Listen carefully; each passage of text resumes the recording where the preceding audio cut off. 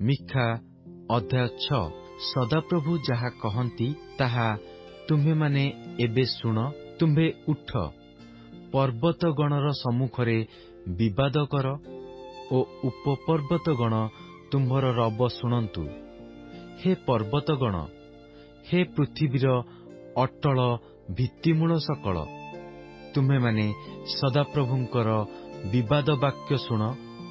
କାରଣ ଆପଣା ଲୋକମାନଙ୍କ ସହିତ ସଦାପ୍ରଭୁଙ୍କର ବିବାଦ ଅଛି ଓ ସେ ଇସ୍ରାଏଲ ସହିତ ବାଦାନୁବାଦ କରିବେ। ହେ ଆମ୍ଭର ଲୋକ, ତୁମ୍ଭ ପ୍ରତି ଆମ୍ଭେ କଣ କରିଅଛୁ ଓ କାହିଁରେ ଆମ୍ଭେ ତୁମ୍ଭକୁ କ୍ଳାନ୍ତ କରିଅଛୁ? ଆମ୍ଭ ପ୍ରତିକୂଳରେ ସାକ୍ଷ୍ୟ ଦିଅ। ଆମ୍ଭେ ତ ମିଶ୍ର ଦେଶରୁ ତୁମ୍ଭକୁ ବାହାର କରି ଆଣିଲୁ ଓ ଦାସଗୃହରୁ ତୁମ୍ଭକୁ ମୁକ୍ତ କଲୁ। ଆଉ ତୁମ୍ଭର ଅଗ୍ରସର ହେବା ପାଇଁ ମୋଶା, ହାରଣ ଓ ମରିୟମକୁ ପଠାଇଲୁ। ହେ ଆମ୍ଭର ଲୋକେ, ମୋଆବର ରାଜା ବାଲାକ କି ମନ୍ତ୍ରଣା କରିଥିଲା ଓ ବିଓରର ପୁତ୍ର ବିଲିୟମ ତାହାକୁ କି ଉତ୍ତର ଦେଇଥିଲା, ତାହା ଏବେ ସ୍ମରଣ କର। ସିଟିମ୍ ଠାରୁ ଗିଲଗଲ ପର୍ଯ୍ୟନ୍ତ ସ୍ମରଣ କର। ତହିଁରେ ତୁମ୍ଭେମାନେ ସଦାପ୍ରଭୁଙ୍କର ନ୍ୟାୟ କର୍ମସକଳ ଜ୍ଞାତ ହୋଇପାରିବ।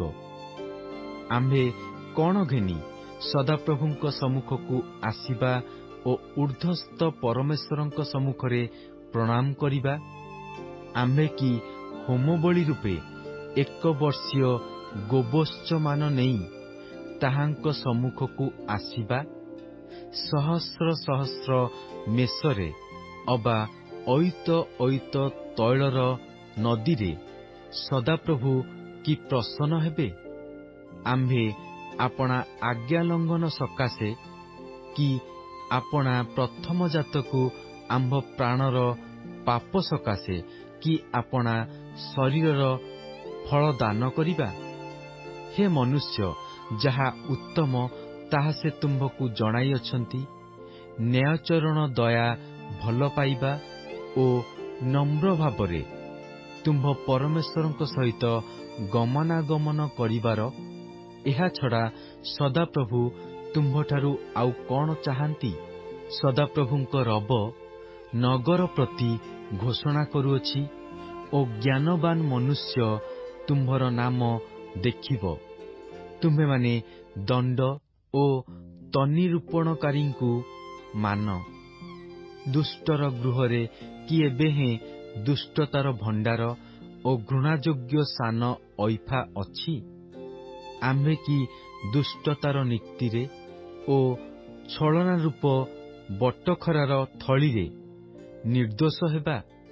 ସେ ସ୍ଥାନର ଧନୀ ଲୋକମାନେ ଦୌରାତ୍ମ୍ୟରେ ପରିପୂର୍ଣ୍ଣ ଅଛନ୍ତି ଓ ତହିଁର ନିବାସୀଗଣ ମିଥ୍ୟା କହିଅଛନ୍ତି।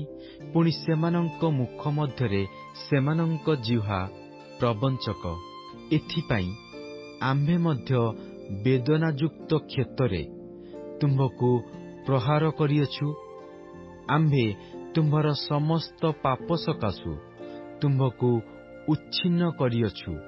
ତୁମ୍ଭେ ଭୋଜନ କରିବ, ମାତ୍ର ତୃପ୍ତ ନୋହିବ ଓ ତୁମ୍ଭ ମଧ୍ୟରେ ତୁମ୍ଭର କ୍ଷୀଣତା ରହିବ।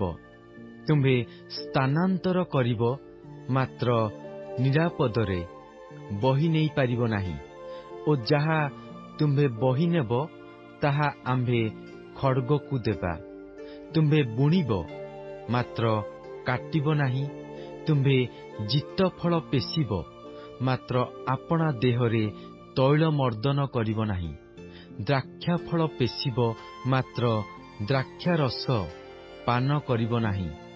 କାରଣ ଅମ୍ରିର ବିଧି ଓ ଆହାବ ବଂଶର କ୍ରିୟାସକଳ ପାଳନ କରାଯାଉଅଛି ଓ ତୁମ୍ଭେମାନେ ସେମାନଙ୍କ ପରାମର୍ଶରେ ଚାଲୁଅଛ।